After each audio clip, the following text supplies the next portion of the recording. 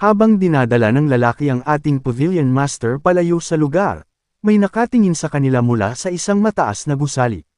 Ang taong ito ay si Yunhei. Agad na nakilala ni King Yunhei si Yuling bilang descendants ng pamilyang Yu.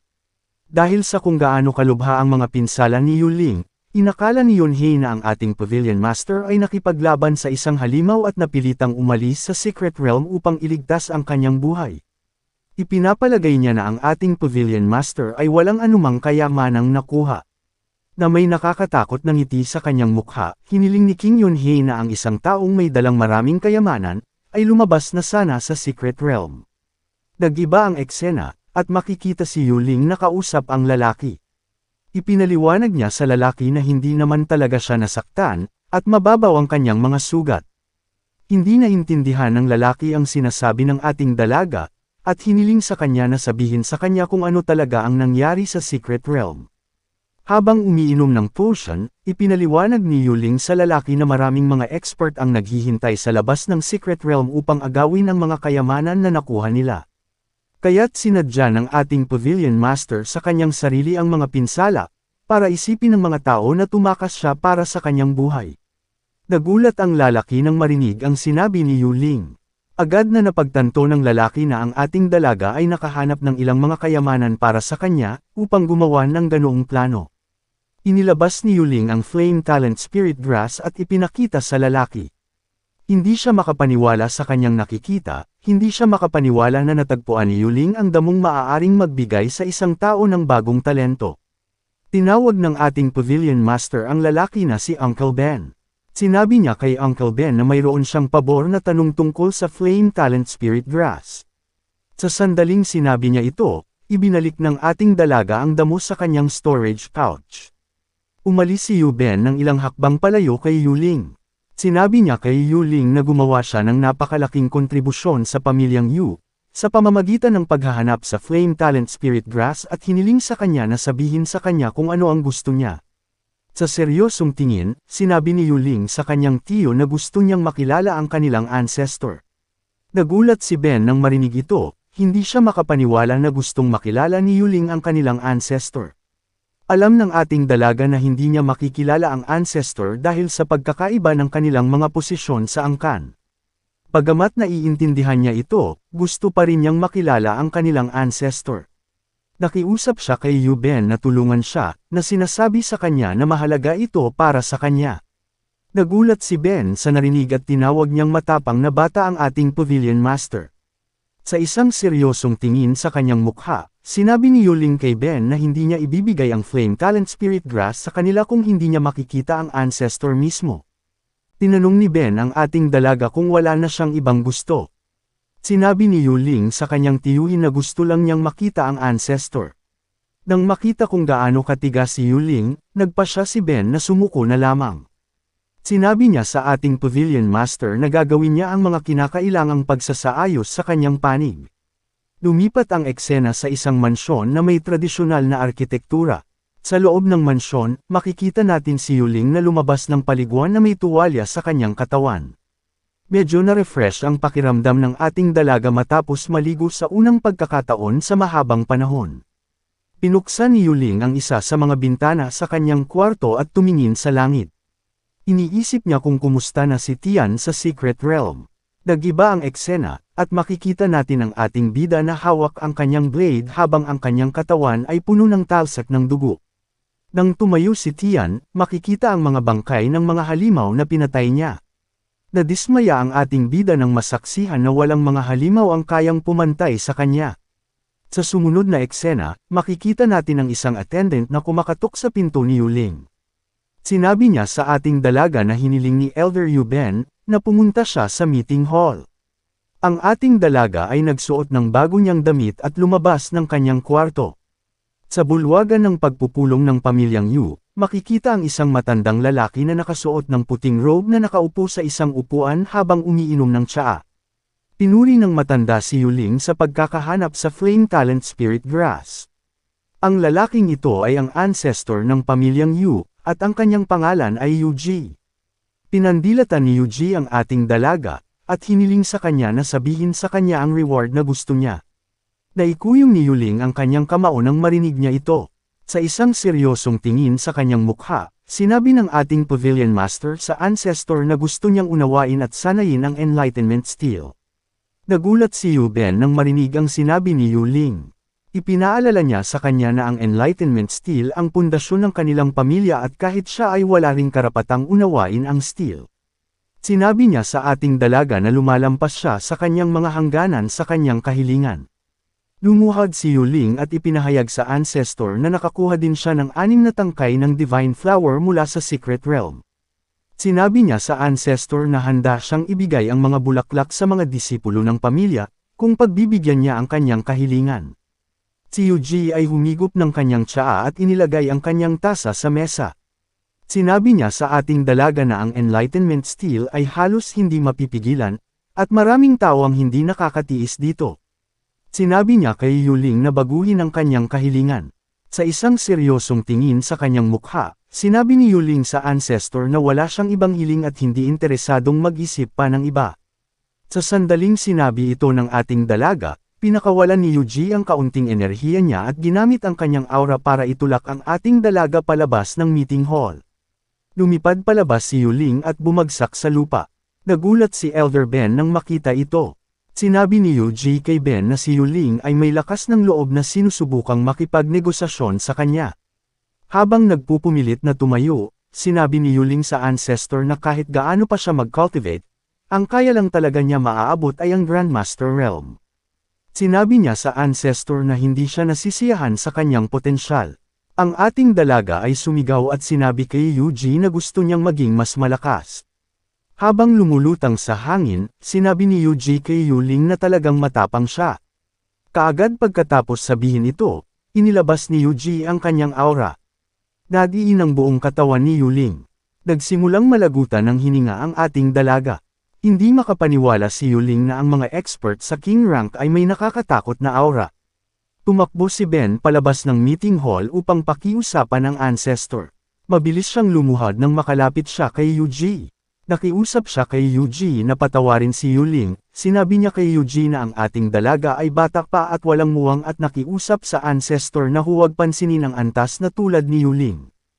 Habang ang kanyang ulo ay nakadikit sa lupa, sinabi ni Yuling kay Elder Ben na ang isyong ito ay walang kinalaman sa kanya. Kahit na siya ay nasa ilalim ng pressure ng aura ni Yuji, pinipilit ng ating dalaga ang kanyang sarili na makatayo. Habang nahihirapang tumayo ng matuwid, sinabi ni Yuling sa Ancestor na dapat niyang gamitin ang Enlightenment Steel. Nagulat si Yuji nang makitang kayang tumayo ng ating dalaga sa kabila ng pressure ng kanyang aura. Nang makita ito, itinaas ni Yuji ang kanyang kamay. Nang makita ng ating Pavilion Master ang Ancestor na itinaas ang kanyang kamay, ipinikit niya ang kanyang mga mata at inihanda ang sarili upang harapin ang pag-atake. Sa gulat ng ating dalaga, inalis ni Yuji ang kanyang aura. Nagpasalamat si Elder Ben sa Ancestor sa pagpapalampas kay Yuling. Ipinaliwanag ni Yuji sa ating dalaga na ang bawat bansa ay may sariling mga patakaran. Sinabi niya sa kanya na ang kanilang angkan ay mayroon ding sariling hanay ng mga patakaran na dapat nilang sundin. Sinabi niya sa ating dalaga na hindi siya handang lumabag sa anumang mga patakaran upang makagawa ng exception para sa kanya. Naglabas si Yuji ng isang wooden plot. Sinabi niya sa ating dalaga na ito ang kanyang personal na sikretong plaka. Ipinaliwanag niya kay Yuling na papayagan siyang maunawaan ang Enlightenment Steel sa plaka. Inihagis ito ng Ancestor sa ating Pavilion Master at hiniling na kunin ang plaka. Gamaan ang loob ni Yuling nang makita niyang napagbigyan siya sa kanyang hiling. Sa sumunod na eksena, makikita natin si Elder Ben na dinala ang mga item na ipinangako ni Yuling sa Ancestor. Sinabi niya kay Yuji na inutusan siya ni Yuling upang ihatid ang 6 na tangkay ng Divine Soul Flower, at ang Flame Talent Spirit Grass. Habang nagdidilig ang Ancestor ng kanyang mga halaman, hiniling ni Yuji kay Ben na ilagay ang mga item sa mesa.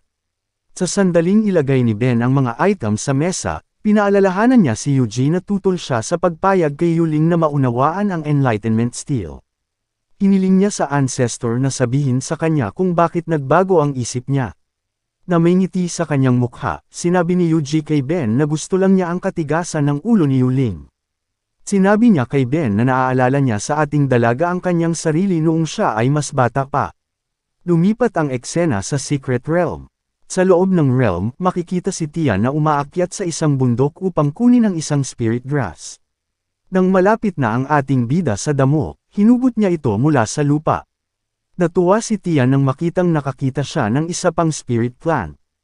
Habang siya ay nakangiti, ang ating bida ay nadulas at nahulog mula sa bundok.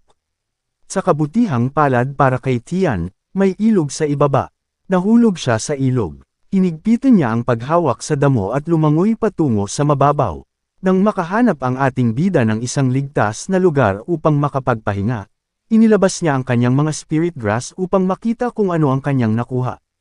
Napagtanto ni Tian na napakaswerte niya na makakuha pa ng maraming spirit plant sa loob ng ilang araw. Napagtanto ng ating bida na kikita siya dito ng malaki, lalo na kung ay dadagdag pa niya ang mga bangkay ng mga halimaw na kanyang napatay. Matapos makita ang kanyang mga nakuha, nagpasya si Tian na magpalat ng kanyang damit. Laking gulat ng ating bida nang maamoy niya ang baho ng kanyang damit. Sa kabutihang palad para sa kanya, tinulungan siya ni Yu na mag-impake ng ilang damit. Habang hinuhubad ni Tian ang kanyang damit, may nakamasid sa kanya mula sa tuktok ng isang bangin. Nagpalit ng hoodie at sweatpants ang ating bida. Ibinalik niya ang kanyang mga damo sa kanyang pocket inventory. Gusto niyang matulog ngayong gabi. Sa kasamaang palad para sa kanya, ang kanyang tiyan ay kumukulo sa sandaling iniligpit na niya ang kanyang mga spirit plant. Napagtanto ni Tian na kailangan niyang maghanap ng makakain. Nang tumingin ang ating bida sa paligid, wala siyang nakikitang bagay sa lugar. Habang nakatingin siya, naramdaman ni Tian na may lumalapit sa kanya. Nang lumingon ang ating bida, nakita niya ang isang napakalaking halimaw na mukhang baboy ramo. Nagulat si Tian nang makita ang halimaw. Nag-iba ang eksena at makikita ang ating bida na nag-iihaw ng karne ng halimaw sa isang mahabang patpat. Habang iniihaw ito, kumuha si Tian ng ilang hiwa sa karne at nagulat siya nang masaksihan kung gaano ito kasarap. Habang kumakain siya ng kanyang inihaw na karne, ang halimaw na nakabantay sa kanya ay tumalon pababa mula sa bangin at kinuha ang kanyang karne. Ang halimaw, na lumalabas na isang daga, ay tumakbo palayo kasama ang karne ng ating bida. Nagulat si Tian nang makita ito at agad na hinabol ang daga. Pagkaraan ng ilang sandali na habulin ang halimaw, nakita ni Tian na nakatago ito sa likod ng ilang mga palumpong. Ang ating bida ay yumuko at susubukang hulihin ang halimaw ng sorpresa. Bago pa mahuli ni Tian ang daga, may nakita siyang nakakagulat. Nakita niya ang talento ng halimaw, ang daga ay may treasure hunting talent. Ayon sa window ng kanyang status, kilala ang halimaw bilang Purple Treasure Hunting Mouse, at mayroon itong Apex Tier Genetics Talent at High Tier Treasure Seeking Talent. Ang ating bida ay tumalon mula sa bush at nagmamadaling sunggaban ang halimaw. Bago pa lumapag si Tian sa lupa, naramdaman ng daga ang kanyang presensya at iniwasan siya, dahilan para bumagsak ang ating bida sa lupa. Nagsimulang tumakbo ang daga, at napangiti ang ating bida nang makita niya ito. Inactivate niya ang kanyang special talent at nag-teleport sa harap ng halimaw, hinawakan ng daga habang ito ay nasa ere. Tinawag ng daga si Tian na isang hangal na tao at hiniling sa kanya na palayain siya. Nagulat si Tian nang marinig na ang daga ay may boses ng babae. Inilabas ni Tian ang kanyang blade at hiniling sa daga na pumili sa pagitan ng pagsisilbi sa kanya bilang kanyang boss, o pag-ihaw sa kanya ng buhay. Natakot ang daga nang makita ang blade ni Tian at nakiusap sa ating bida na huwag siyang patayin, nangako na paglilingkuran siya bilang kanyang Panginoon. Ipinikit ng dalawa ang kanilang mga mata at inactivate ang Soul Light Contract. Pagkatapos nilang maitatag ang kanilang kontrata, binitawan niya ito at sinabi sa daga na tatawagan niya itong Little Purple dahil may mga purple stripe sa buong katawan niya. Malugod na tinanggap ng daga ang kanyang bagong pangalan. Masaya si Tian nang makitang nakakuha siya ng halimaw na may hunting talent. Naalala ng ating bida na sinabi sa kanya ni Yuling na ang pinakamahalagang kayamanan sa Secret Realm ay ang minahan ng Vitality Stone, na pagmamay-ari ng pamilyang yun. Bagamat makapangyarihan at maimpluwensya ang pamilyang yun, naniniwala si Tian na mas malaki ang pagkakataon niya kaysa sa kanila dahil mayroon siyang treasure hunting mouse. Nagpasya si Tian na subukan ang kanyang kapalaran, at tinanong si Little Purple kung alam niya kung nasaan ang minahan ng Vitality Stone. Sinabi ng daga sa kanyang boss na alam niya, at sa kanyang apex tier na talento sa pangangaso, tumpak niyang matutukoy ang lokasyon ng minahan ng Vitality Stone. Na may ngiti sa kanyang mukha, hiniling ng ating bida sa kanyang daga na dalhin siya sa minahan. Tumalon si Little Purple sa balikat ni Tian para ituro sa kanya ang daan. Medyo masama ang pakiramdam ni Tian para kay Yuling, naaalalang hiniling niya sa kanya na iwasan ang pamilyang yun. Sa kasamaang palad para sa kanya, hindi maiwasan ng ating bida na makipaglaban ngayon sa kanila, lalo na't malapit na niyang nakawin ang lahat mula sa kanila. Inactivate ng ating bida ang kanyang speed talent at tumakbo sa direksyon na itinuro ni Little Purple. Nang malapit na sila sa minahan ng Vitality Stone, sinabi ni Little Purple sa kanyang boss na malapit na sila, ngunit may ibang tao sa paligid ng lugar at maaaring ninakawan na ang minahan. Nagulat ang ating bida na marinig ito, at agad na nag-activate ng kanyang spatial perception ability. Nagulat si Tian nang makita ang napakaraming bangkay sa lugar at napagtanto na isang matinding labanan ang nangyari. Agad na inactivate ni Tian ang kanyang kakayahang magteleportasyon at inilapit ang sarili sa minahan.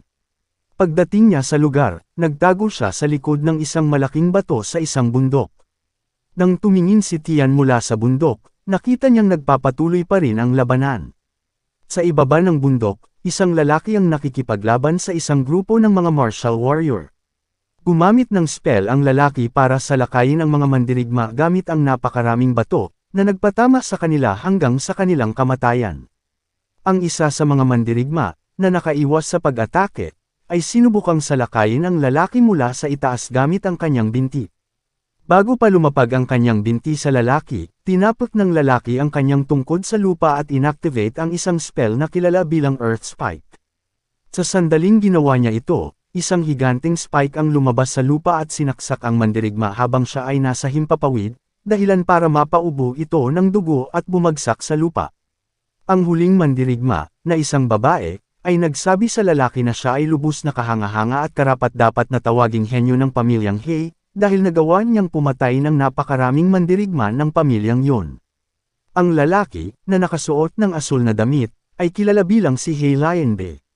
Mayroon siyang Apex Tier Cultivation Talent, isang talento sa Mid-Tier Inspection, isang Novice Tier sa Speed Talent, at isang Apex Tier Earth Element Talent. Ang babae ay naglabas ng isang malaking espada, na may ngiti sa kanyang mukha. Sinabi niya kay Lion B na oras na para sila naman ang magsaya. Ang babaeng nakasuot ng kakaibang shorts ay kilala bilang si Yun Feng. Siya ay may pinakamataas na Tier Cultivation Talent, isang High Tier Wind Talent, at isang Novice Tier sa Speed Talent. Na may ngiti sa kanyang mukha, si Yun Feng ay agad na sumalakay kay Lion B. Sinabi niya sa kanya na ang kayamanan ay pag-aari na ng pamilyang yun. Na may ngiti rin sa kanyang mukha, sinabi ni Lion B kay Yun Feng na kukunin niya ang kanilang mga kayamanan. Kaagad pagkatapos sabihin ito, inactivate ni Lion B ang isang spell na kilala bilang King Kong Wall. Sa sandaling inactivate niya ito, isang higanting estatwa ng mga linya ang lumabas mula sa lupa, at nang makalapit si Yun Feng sa estatwa, gumamit siya ng teknik na kilala bilang Wind Shattering Slice upang pagpira-pirasuhin ang mga rebulto.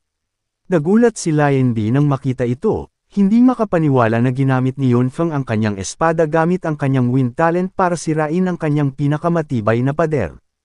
Habang tinitingnan ni Lion B ang kanyang spell na nasira, inilapit ni Yun Feng ang pagitan nila at ginamit ang kanyang binti upang sipain si Lion B sa mukha, tumilapon ito sa himpapawid at ibinagsak sa isang malaking bato. Hindi nag-aksaya ng oras si Lion B, agad siyang tumayo at nag-activate ng spell na kilala bilang Rockfall. Sa sandaling ginawa niya iyon, isang higanting spell array ang lumitaw sa itaas ni Yun Feng, at nagulat si Yun Feng nang makita ito. Ang array ay nagsimulang magpatama ng mga bato sa batang babae. Tumawa si Yun Feng habang ginagamit niya ang kanyang malaking espada para harangan ang mga bato, at tinanong si Lion B kung ginagawa na ba niya ang lahat ng kanyang makakaya. Nang marinig ito, itinuro ni Lion B ang kanyang tungkod sa batang babae at nag-activate ng isang teknik ng Greater Earth na kilala bilang Fallen Skies. Sa sandaling ginawa iyon, isang higanting bato ang nahulog mula sa langit, at nabigla si Yun Feng nang makita ito, napagtanto kung gaano kalakas ang isang Apex Tier Talent. Inactivate niya ang kanyang speed talent at iniwasan ang bato sa pamamagitan ng pagtalon. Nagulat si Lion B nang makita ito, hindi makapaniwala na nagawang iwasan ni Yunfeng ang kanyang pag-atake. Habang nasa ere si Yunfeng, nagpasya siyang salakayin si Lion B. Inipon niya ang kanyang enerhiya sa kanyang bibig at gumamit ng pamamaraan ng wind speech na kilala bilang Pale Blades. Sa sandaling iyon, naglabas siya ng maraming blades na likha mula sa hangin mula sa kanyang bibig, na tumama kay Lion B at nasugatan ito ng husto. Bumagsak si Lion B sa lupa. Nang lumapag si Yunfeng, tinanong niya si Lion B kung ang minahan ay nasa kuweba sa likuran niya. Kinuha ni Lion B ang kanyang tungkod at pilit na itinayo ang sarili. Sinabi niya kay Yunfeng na namalagi siya sa Secret Realm sa loob ng 10 taon bago mahanap ang minahan ng Vitality Stone. Inilabas ng lalaki ang kanyang aura at sinabi sa kanyang kalaban na hindi niya hahayaang mamanage ito ng sinuman ang minahan. Nagulat si Tian nang marinig na ang minahan ay nasa loob ng kuweba, at nag-activate siya ng kanyang spatial perception upang suriin ang minahan.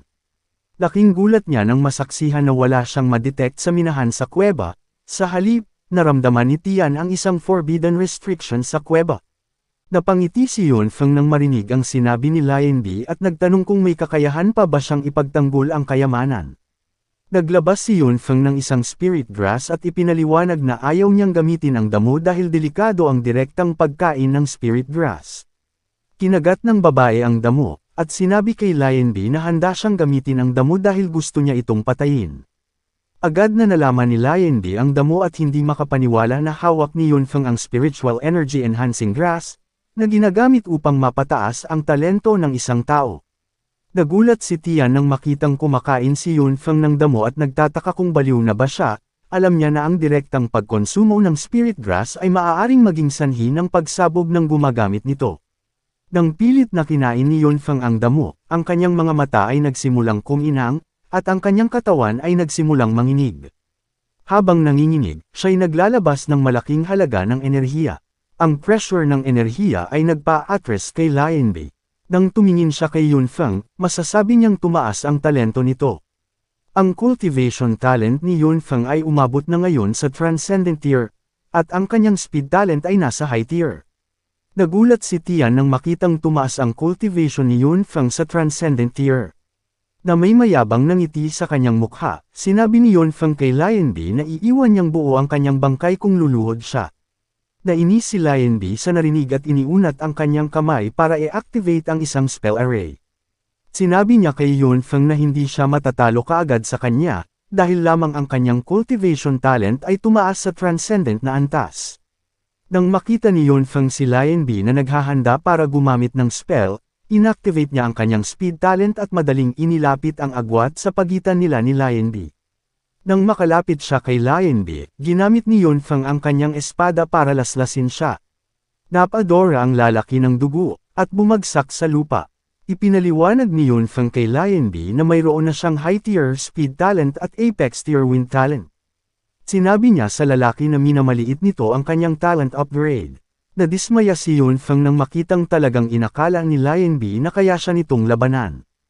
Na may ngiti sa kanyang mukha, sinabi niya kay Lion B na hindi na siya matatawag na henyo sa pamilyang He, at siya ay isa na lamang walang kwentang basura. Habang nagpupumilit na tumayo, sinabi ni Lion B kay Yunfeng na mayroong hindi mabilang na mga henyo sa landas ng cultivation. Sinabi niya sa dalaga na kahit manalo siya ngayon, balang araw ay magiging stepping stone din siya para sa tagumpay ng iba. Nainis si Yunfeng nang marinig ito. Hindi siya makapaniwala na si Lion B ay nagbubuga ng kalokohan dahil lang sa natalo siya sa laban. Sinabi niya sa lalaki na tanggapin na lamang ang kanyang pagkawala tulad ng pagkatalo niya. Nilampasan ni Yunfeng si Lion B at nagtungo sa kuweba. Habang naglalakad papunta sa kuweba, pinaalalahanan ni Yunfeng si Lion B na ang pamilyang yun ang pinakamalakas sa Demon Sea Base. Sinabi niya sa kanya na ang kanilang pamilya ay may isang king rank expert. Na may nakakatakot na ngiti sa kanyang mukha, sinabi ni Yunfeng kay Lion B na walang makakalaban sa harap ng absolute na kapangyarihan. Sa pagkasabi niyang ito, agad siyang pumasok sa kuweba. Pagkatapos pumasok ni Yunfeng sa kuweba, nahiga si Lion B sa lupa at tumingin sa langit. Iniisip ni Lion B kung matatapos na ba ang kanyang buhay. Habang siya ay nakatingala, dumating si Tian upang kamustahin siya.